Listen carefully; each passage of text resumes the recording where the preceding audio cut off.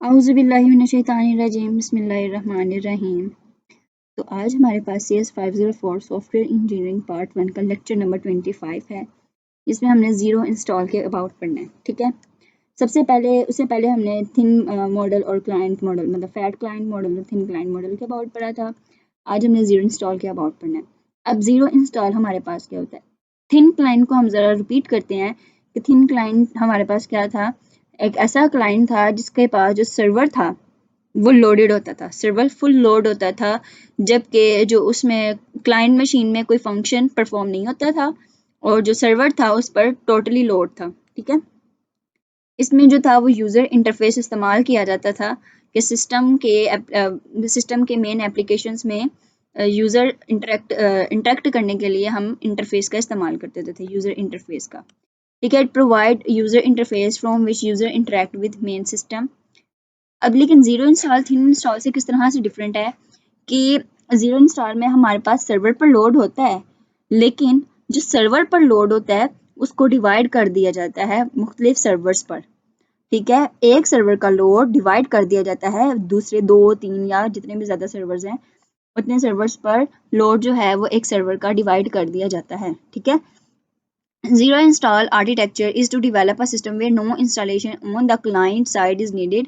This can only be done where there is no or little processing done at the client side. ठीक है, client side पर या थोड़ी processing होगी या कम प्रोसेसिंग होगी, लेकिन जो सर्वर साइड है उसमें जो हमारे पास लोड है वो सर्वर में ही डिवाइड होगा। Okay, this is the essence takes us to back an architecture where which is similar to thin client. Thin client में भी यही था कि लोड जो था वो किस पे था, सर्वर पे था, लेकिन ज़ीरो इंस्टॉल में क्या है कि क्लाइंट साइड पर इंस्टॉलेशन होगी लेकिन मिनिमम होगी। ठीक है, या नो या मिनिमम। लेकिन जो हमारे पास जो सर्वर साइड है उसमें हमारे पास क्या होगा कि जो हमारा जो लोड है वो डिस्ट्रीब्यूट हो जाएगा। क्लाइंट और सर्वर आपस में इंटरेक्ट करेंगे लेकिन वो नेटवर्किंग इन्वायरमेंट बनाएंगे। क्लाइंट और सर्वर आपस में इंटरेक्ट ज़रूर करेंगे लेकिन वो एक नेटवर्किंग एनवायरनमेंट का इस्तेमाल करते हुए इंटरेक्ट करेंगे, ये याद रखना है। ठीक है, ये किस तरह से इंटरेक्ट करते हैं नेटवर्किंग एनवायरनमेंट में? It is use to distribute server side का कोई ये प्रोसेस सर्वर साइड का जो लोड है उसको डिस्ट्रीब्यूट करते हैं processing by adding a number of servers which share processing load. जो प्रोसेसिंग लोड को शेयर कर देते हैं किसकी वजह से, किस तरह से, सर्वर्स के नंबर्स को ऐड करके। इसकी बहुत अच्छी एग्जांपल जो है वो हमारे पास वेब पेजेस की यहाँ पर लिखी हुई है कि एक वेब पेजेस जो है where the web pages are put on web server is an example of this type architecture. In this case, whenever there is a change in website, the web page is updated accordingly. जब हमारे पास web server में कोई change आएगा वो web pages में भी automatically change आ जाएगा। अब उसके बाद हमारे पास एंटायर आर्किटेक्चर आ गया है। ठीक है, अब एंटायर आर्किटेक्चर क्या है, यहाँ से आपको अच्छे से समझ आएगी। यहाँ पर एक डायग्राम बनाई गई है, तो इस डायग्राम में मज़ीद ज़्यादा कुछ पढ़ने वाला नहीं, बस समझने वाला कि ये कहा क्या गया है इसमें कि अगर हमारे पास ये जो है ना, ये हमारे पास टायर्स हैं। ठीक है, ये टायर आर्किटेक्चर हैं। ये थ्री किस तरह से हैं? पहले हमारे पास एक क्लाइंट बेस आ गया, मतलब क्लाइंट व्यू आ गया, फिर उसके बाद वेब सर्वर आ गया और फिर हमारे पास डेटाबेस सर्वर आ गया।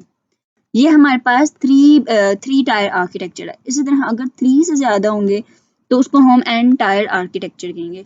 अब एन टायर आर्किटेक्चर का जो पहला आर्किटेक्चर है वो क्या है? 3 टायर आर्किटेक्चर। आपने याद रखना है कि एंटायर आर्किटेक्चर में क्या होता है, मिडल ग्राउंड फाइंड किया जाता है किसके दरमियान? थिन क्लाइंट के दरमियान और थिक फैट क्लाइंट के दरमियान। ठीक है, फैट और थिन क्लाइंट आर्किटेक्चर के दरमियान में मिडल ग्राउंड को फाइंड किया जाता है। एमसीक्यूज के लिए याद रखना है, बहुत ही इंपॉर्टेंट है कि एंटायर आर्किटेक्चर किस लिए स्ट्रगल करता है? To find middle ground between find fat, या फ्लैट हो या थिन हो, इससे कोई फर्क नहीं पड़ता।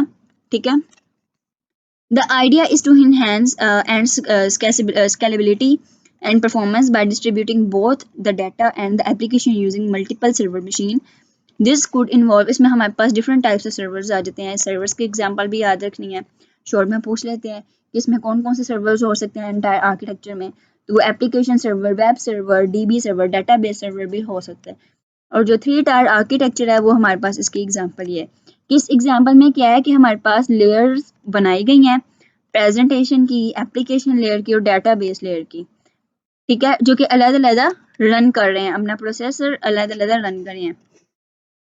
अब यहाँ पर क्या कह रहे हैं कि it therefore allows for better performance than a thin client, it is simpler to manage than fat client and high scalability. अब ये हमारे पास नीचे थी एग्जांपल, ये हमने पढ़ लिया, आगे चलते हैं। एन टायर आर्किटेक्चर हमें 3 टायर आर्किटेक्चर को बताता है, मतलब 3 टायर आर्किटेक्चर समझेंगे तो एन टायर भी हम समझ लेंगे। इसी तरह 3 से ज़्यादा होंगे तो वो एन टायर आर्किटेक्चर कहलाया जाएगा, ठीक है। अब इस सिस्टम में हमारे पास क्या था, थ्री से ज़्यादा जब होंगे तो हम उनको कहेंगे एन टायर। आपको मैंने पहले भी बता दिया, यहाँ पर वही बताया गया है कि N tier arch in order to increase performance को बढ़ाने के लिए हम क्या करेंगे, एप्लीकेशंस को और ज़्यादा सर्वर्स में डिस्ट्रीब्यूट कर देंगे, ठीक है, बाय पुटिंग डिफरेंट सब सिस्टम्स ऑन डिफरेंट सब सर्वर्स, ठीक है। अब उसके बाद हमारे पास डाटा फ्लो और पाइप्स या फिल्टर आर्किटेक्चर भी आ जाता है। अब इसको किस तरह से बयान किया जाता है, एक मिनट, यहाँ पर हम किसको, ये इसमें इस आर्किटेक्चर में क्या होता है कि हमारे पास ये जो हैं ये फिल्टर्स हैं, लिखा भी हुआ बल्कि इसके ऊपर, ये फिल्टर्स हैं और जिससे ये डाटा फ्लो हो रहा है ना, ये एरोज जो भी हैं ये पाइप हैं, ठीक है। व्हेन द डाटा, ये हमारे पास किससे सिमिलर है, हमें याद रखना है कि ये फिल्टर आर्किटेक्चर जो भी है, या इसको हम फिल्टर आर्किटेक्चर पढ़ेंगे या डाटा फ्लो और पाइप्स पढ़ेंगे। ये सिमिलर है डाटा फ्लो डायग्राम से। इसमें हमारे पास जो इनपुट डाटा है उसको प्रोसेस किया जाता है सीरीज ऑफ ट्रांसफॉर्मेशन में कि हम आउटपुट ले सकें, ठीक है। इसमें हमारे पास क्या है, it is also known as pipe and filter architecture, जिसमें हमारे पास हर स्टेप, जो प्रोसेसिंग स्टेप होता है उसको हम फिल्टर कहते हैं, प्रोसेसिंग स्टेप होता है उसको हम क्या कहते हैं, filter. And the connecting link from one process to the other is called pipe, कि ये एक फिल्टर से दूसरे फिल्टर के दरमियान में जो कनेक्शन बना हुआ है वो एक एरो के जरिए दिख रहा है ना, लेकिन उसको हम पाइप कहते हैं, ठीक है। Through which information flows from one process to the other. इसमें एक बहुत इंपॉर्टेंट चीज़ क्या है कि हर फिल्टर काम जरूर करता है लेकिन ये इंडिपेंडेंटली वर्क करता है, ठीक है। इसमें आपको मतलब किसी भी नेबरहुड में जो फिल्टर है उसकी इंफॉर्मेशन की उसको ज़रूरत नहीं होती, वो इंडिपेंडेंटली अपना काम करता है, ठीक है। If the data flow has only single one, अगर हमारे पास डाटा फ्लो में सिंगल सीक्वेंस होगी प्रोसेस की, it has if the data flow has only a single sequence of processes with no alternative or parallel path, कि कोई parallel path नहीं होगा ना ही alternative path होगा, सिर्फ और सिर्फ सिंगल सीक्वेंस होगी, तो उसको हम बैच सिक्वेंशियल कहते हैं, बैच सिक्वेंशियल ये बना हुआ है, ठीक है, ये हमारे पास बैच सिक्वेंशियल है। अच्छा, तो अब आगे हमारे पास आ जाती है लेयर। अब लेयर आर्किटेक्चर क्या है, इसमें हमारे पास डिफरेंट लेयर्स होते हैं, जैसे कि हमें नाम से बताया गया, तो जो लेयर्स में हमारे पास डिफरेंट आर्किटेक्चर्स को रखा गया होता है।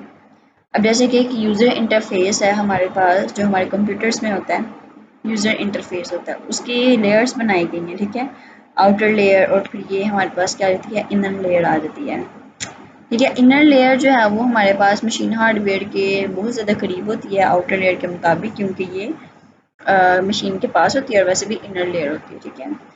इसी तरह हमारे जो जैसे जैसे लेयर्स बढ़ती रहती हैं तो इनर लेयर जो है वो आइसोलेट हो जाती है, ठीक है। Each layer isolated the outer layer from inner complexities के, वो अंदर तक मतलब कि इनर लेयर तक वो प्रॉब्लम्स को आने ही नहीं देते जो आउटर लेयर फेस करते हैं। तो यहाँ पर लेयर्स को जस्ट आपने रीड आउट करना है, इसमें और कुछ भी नहीं है करने वाला।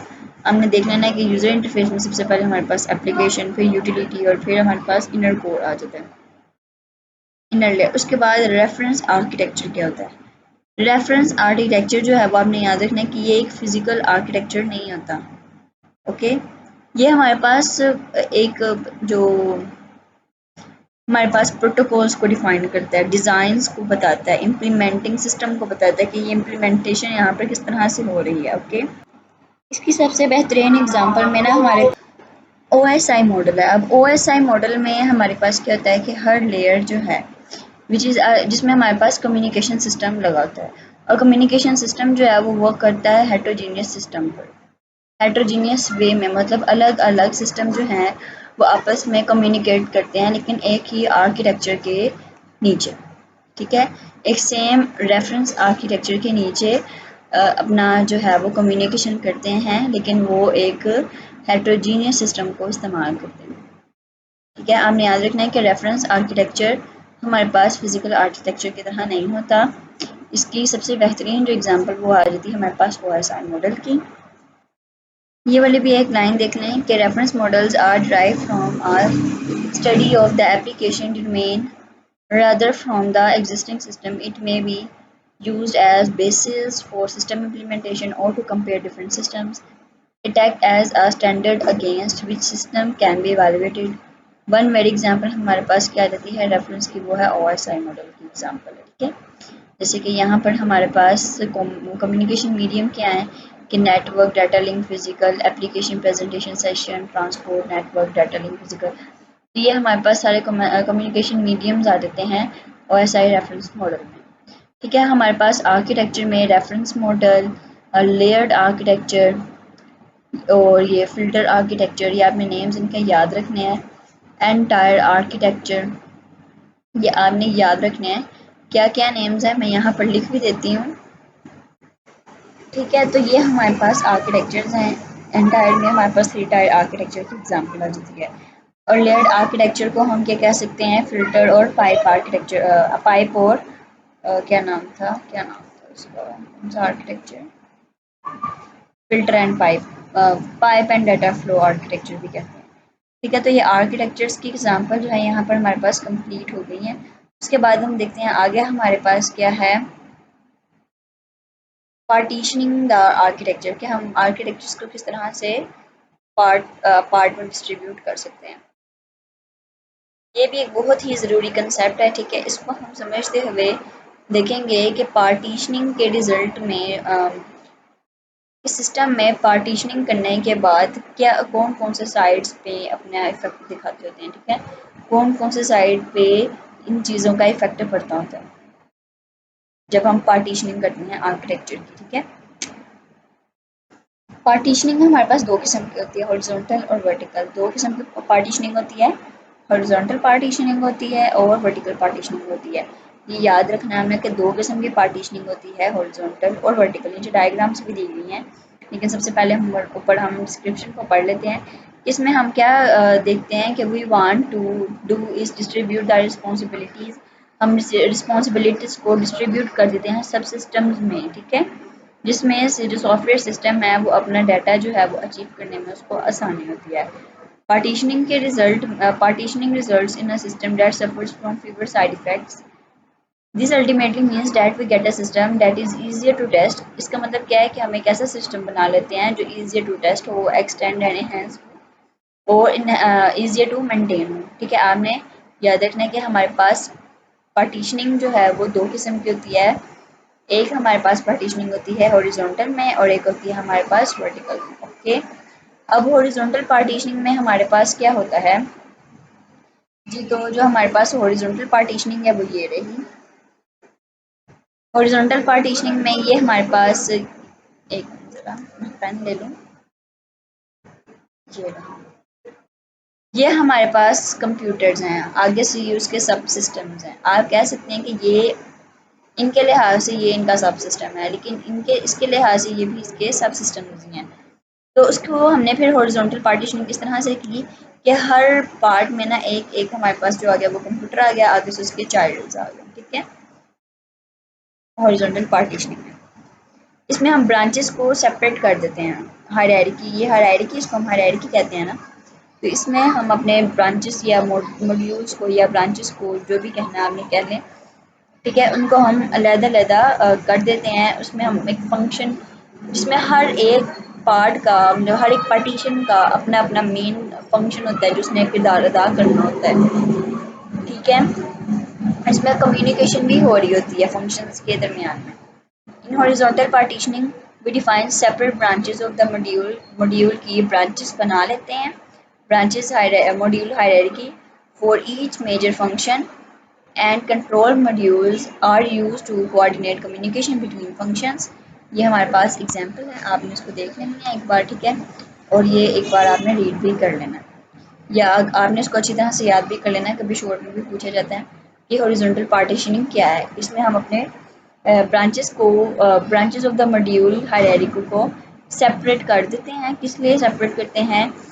फॉर ईच मेजर फंक्शन, एक बड़े फंक्शन को काम करवाने के लिए हम ब्रांचेस ऑफ द मॉड्यूल को सेपरेट कर देते हैं। अब यहाँ पर कंट्रोल मॉड्यूल्स क्या करते हैं, वो कोऑर्डिनेट मतलब कम्युनिकेशन करवाते हैं फंक्शन के हिस्सों में, ठीक है, कम्युनिकेशन करवाते हैं फंक्शंस और मॉड्यूल के दरमियान में, इस तरह से कह लें आप, ठीक है। And control modules are used to coordinate communication between functions. उसके बाद हमारे पास वर्टिकल पार्टीशनिंग आ जाती है। अब वर्टिकल पार्टीशनिंग क्या, आप ये डायग्राम देख लें। वर्टिकल पार्टीशनिंग में क्या होता है कि applications from our decision making, अब यहाँ पर क्या होता है, डिसीजन मेकिंग जो हमारे पास पर्सपेक्टिव होता है उसमें एप्लीकेशंस को डिवाइड कर दिया जाता है। और फिर क्या किया जाता है,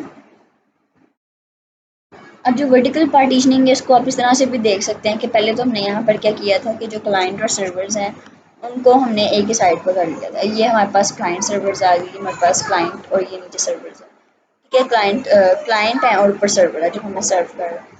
अब नीचे क्या हो रहा है कि आपने एक ही में ऊपर सबसे पहले आपने सर्वर कर लिया, फिर मिडल सर्वर और फिर नीचे ट्रांजेक्शन लाइन या आप कह दो क्लाइंट, इनको आपने अलग-अलग कर दिया। उसमें तो ऐसे था ना कि क्लाइंट और सर्वर दोनों ही आ रहे थे, लेकिन यहाँ पर हमारे पास एक मिडल रो क्लाइंट की भी निकल आती है या सर्वर की भी निकल आती है, यहाँ पर ट्रांजेक्शन एरिया की भी निकल आती है। तो ये हमारे पास हॉरिजॉन्टल पार्टीशनिंग है। उसको पढ़ लें एक बार के, the architecture is partition in horizontal layers so that decision making and work are satisfied with the decision-making modules residing at the top of the hierarchy and worker coming at the bottom, और workers नीचे हैं। this partitioning को हम इसको known as factoring भी कहते हैं, ठीक है, और उसकी डायग्राम नीचे है हमारे पास। ओके, वर्टिकल पार्टीशनिंग को हम इस तरह की पार्टीशनिंग को हम फैक्टरिंग भी कहते हैं। अब यहाँ पर हमारे पास आ गया है एनालाइजिंग आर्किटेक्चर डिज़ाइन, कि हम आर्किटेक्चर के डिज़ाइन को किस तरह से देख सकते हैं, एनालाइज कर सकते हैं। हमने इतने ज़्यादा आर्किटेक्चर्स पढ़ चुके हैं, अब उन आर्किटेक्चर्स को देखते हुए हम किस तरह से देखेंगे कि हमें किस आर्किटेक्चर की ज़रूरत है। तो इसको हम एनालाइजिंग द आर्किटेक्चर कहते हैं। आर्किटेक्चर डिज़ाइन को एनालिसिस में लेकर आना और देखना है कि हमें इस वक्त कौन से आर्किटेक्चर की ज़रूरत है, तो आप उसको कह सकते हैं कि ये हम एनालाइज कर रहे हैं आर्किटेक्चर के डिज़ाइन को। ओके।